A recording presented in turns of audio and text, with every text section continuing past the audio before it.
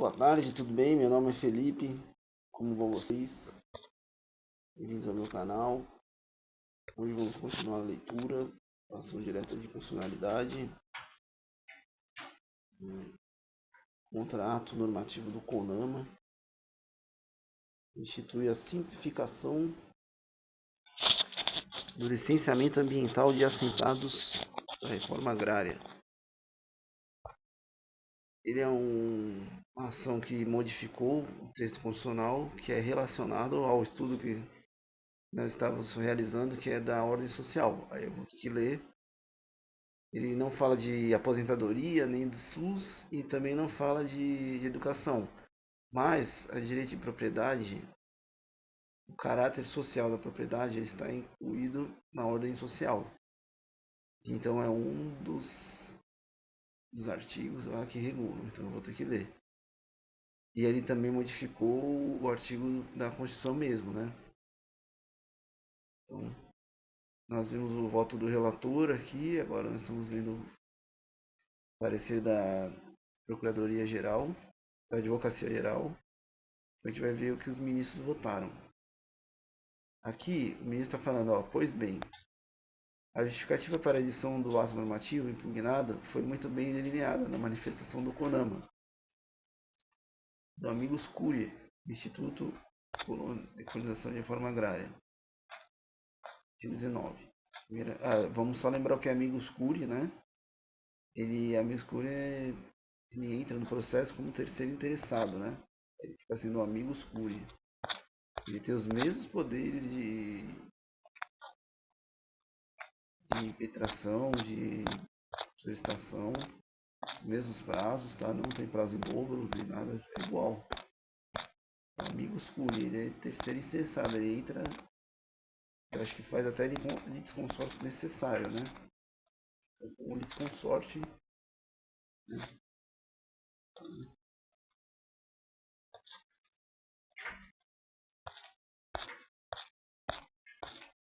Tirei tudo isso aqui.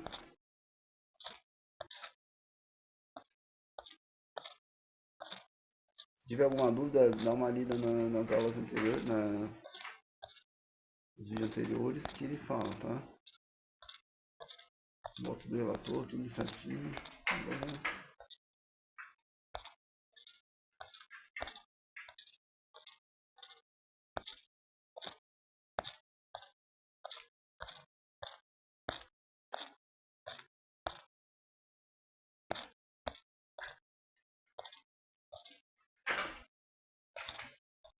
Após a edição da resolução número 237, diversos estados passaram a exigir previamente a implantação dos projetos de assentamento, as 3 licenças ambientais nela previstas, prévia instalação de operação, além da realização de estudo de impacto ambiental. A sistemática então estabelecida por diversos órgãos ambientais estaduais, equivocadamente, parava a criação de um projeto de assentamento a um empreendimento ou atividade poluidora ou potencialmente poluidora, e assim desconsiderava as especificidades que envolvem a criação de projetos de assentamento no âmbito da política e de reforma agrária. Posteriormente,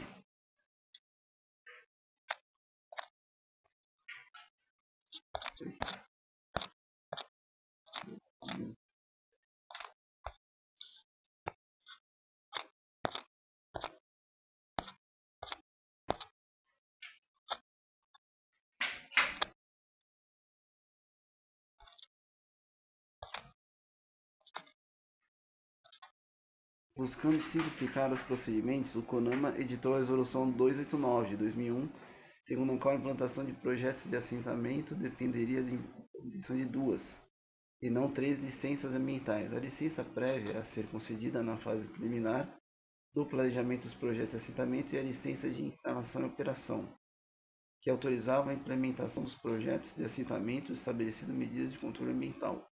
Uma vez mais, realizou-se mera adaptação do modelo de licenciamento utilizado para empreendimentos em geral, com a opção pela concessão sucessiva de licenças e elaboração de relatórios ambientais.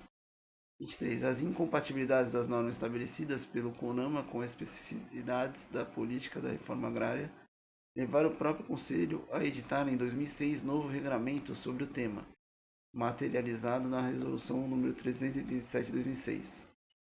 Manteve a exigência de obtenção de 2 licenças, LP e LO, ao invés de 3, e além disso foram criadas regras visando dar maior agilidade ao licenciamento, como a definição de prazo para a concessão das licenças. Artigo 3º, parágrafo 4º, a admissibilidade de um único processo para assentamentos contíguos. Artigo 5º, a produção de relatórios ambientais simplificados. Artigo 2º, 5 e 7, entre outros.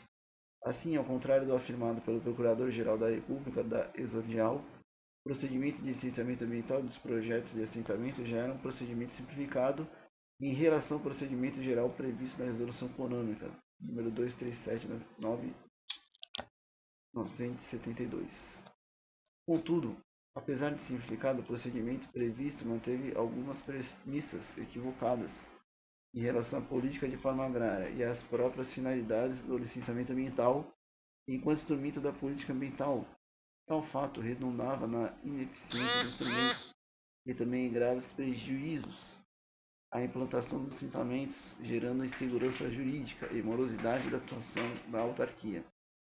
De fato, segundo o levantamento realizado pelo INCRA em 2010, após 4 anos da vigência da Resolução nº 387/2006 e 3 anos após o estabelecimento da exigência do licenciamento ambiental para projetos de assentamento, dos 7.108 projetos de assentamento a serem licenciados, apenas 1.626 haviam sido efetivamente licenciados. Constatou-se, ademais, que o licenciamento não era eficaz para a regularização e gestão dos projetos de assentamento, e que o alto custo do licenciamento não se reproduzia em efetiva melhoria ambiental. Por outro lado, a existência do licenciamento resultava no impedimento das famílias assentadas aos acessos políticos de reforma agrária, inviabilizando a permanência dessas famílias nos seus lotes ou mesmo levando-as a incorrer em ilícitos ambientais. Considerando tal realidade, o INCRA iniciou um processo de estudo e revisão das normas referentes ao licenciamento ambiental, que envolveu a realização de diversas atividades e culminou com a submissão do CONAMA de uma minuta de resolução que inclusive fosse adotada ao contexto regulatório decorrente da aprovação da Lei 12.651 de 2012. A conclusão da autarquia agrária referendada posteriormente pelo CONAMA é que o modelo de licenciamento de assentamentos previsto nas resoluções nº 289/2001, 387/2006 partia da premissa equivocada, gerando um processo dispendioso, marcado pela morosidade e ineficácia para a produção ambiental. Em histórico, na inadequação das normas anteriores de licenciamento ambiental às especificidades do procedimento de implantação de assentamentos com vista da reforma agrária. Só fazer um parênteses aqui, isso aqui é no campo, tá? Isso aqui é no campo. E para assentamento da reforma agrária, porque as novas plantas aqui, pelo menos da cidade, eu posso afirmar isso, principalmente de grandes construtoras, quando você vai fazer um loteamento, ou você vai fazer até um empreendimento imobiliário, você tem que fazer o termo de adicionamento de conduta, tá? Você pode obter as licenças, né? Escrever na prefeitura, né?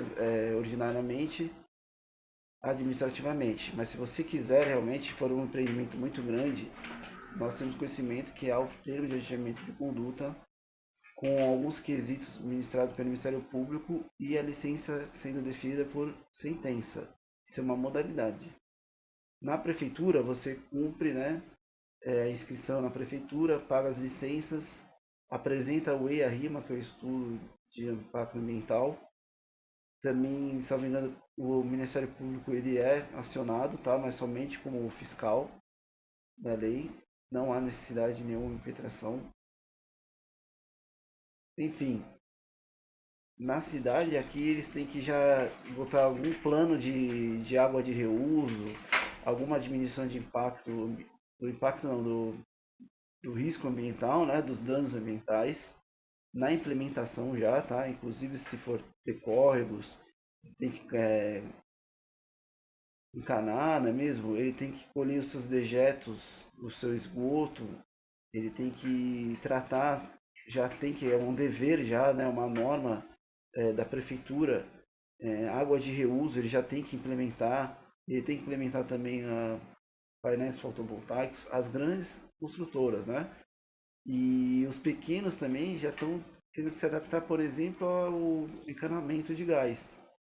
Eles têm que botar encanamento de gás também, se tiver acessível. Então há leis na cidade que já regulam isso aí. O assentamento de terra, na minha vista, ele é diferente, né? Porque ele não tem uma estrutura, ele não tem uma construtora particular. Então, tem que fazer. O poder público tem que organizar isso, planejar, fazer um planejamento, um direcionamento, um controle e assentar eles, não é mesmo? Ele escolhe a área, verifica a área que pode ser degradada, ele tem que manter 25% dessa área de cada loteamento, né? Ou deixar uma área para como floresta, né? Já implementar o registro de quais áreas a pessoa pode ficar, o que ela vai realizar e também, né? Se puder, como vai ser um loteamento, um assentamento, delinear já a coleta de água, coleta de esgoto, né? O tratamento do esgoto, qual vai ser a energia, se vai ser a eólica, vai ser uma energia puxada da rede, né?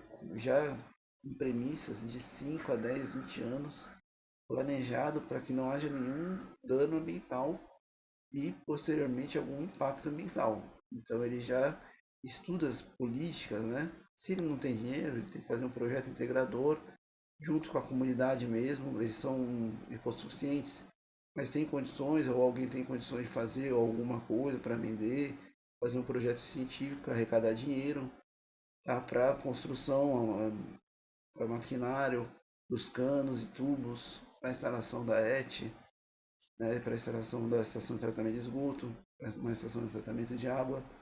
Pode ser no meio do mato, no meio da Amazônia, porém é necessário um planejamento, um direcionamento, um controle de quem está, o controle seria o registro, né? E a ação mesmo, que a ação é, né, já assentar eles com o registro público, com já a lei de diretrizes e metas para plantio, talvez uma colheita coletiva, uma corporatividade, né? Uma coleta coletiva, né? Isso subsidiado pelo governo também, e a colheita vai, infelizmente, vai para o governo, né? Eles podem fazer subsidiado deles, né? A economia autossustentável deles, né?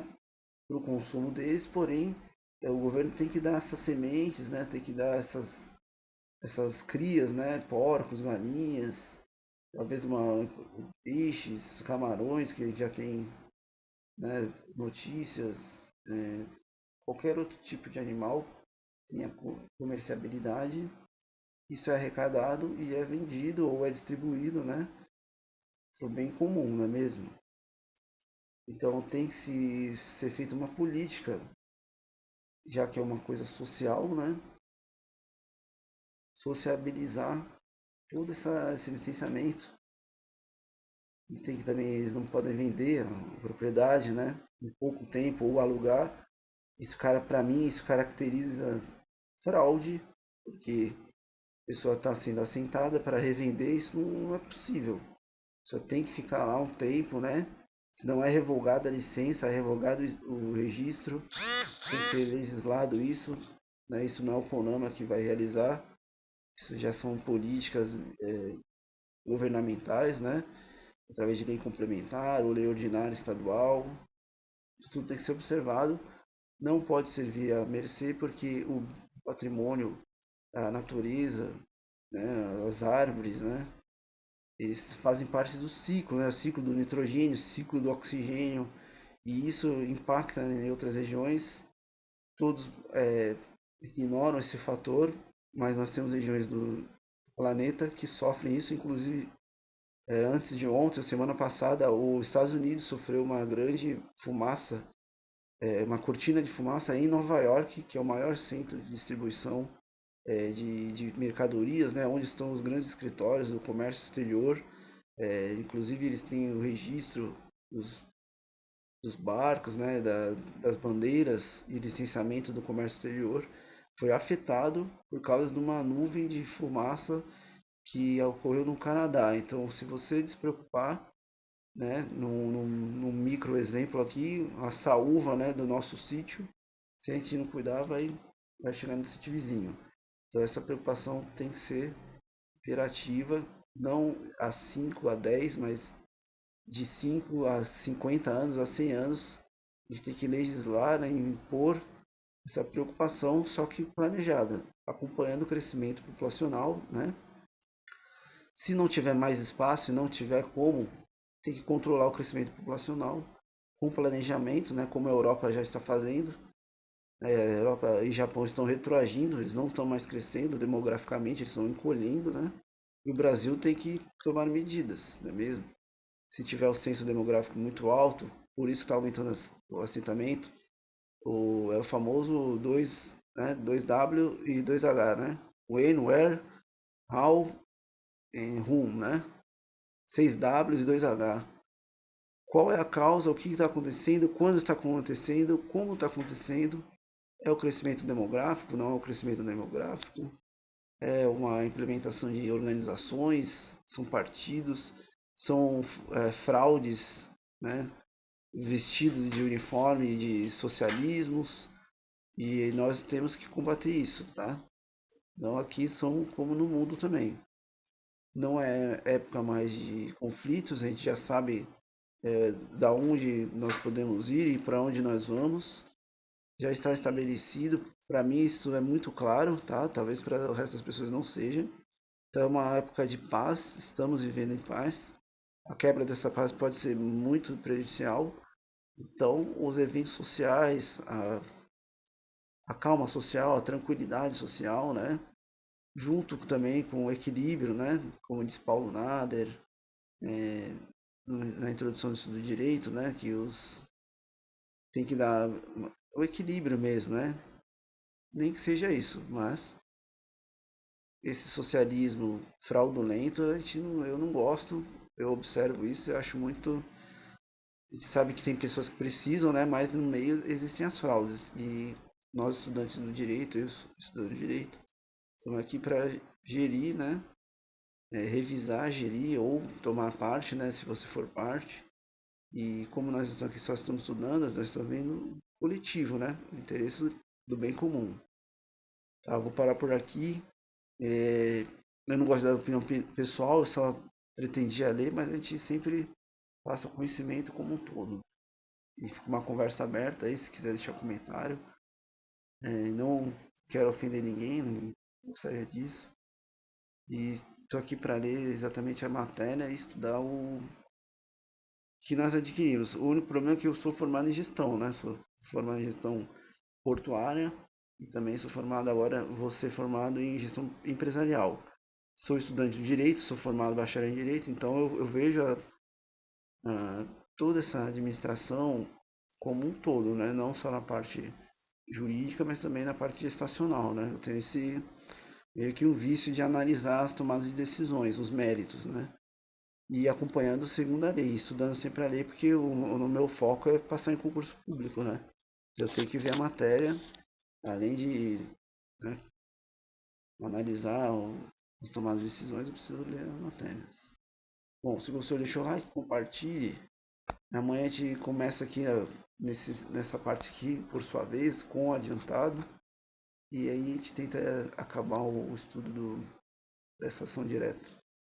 Muito obrigado, uma boa noite, tenha uma excelente semana, uma boa tarde, tenha uma excelente semana. Até mais.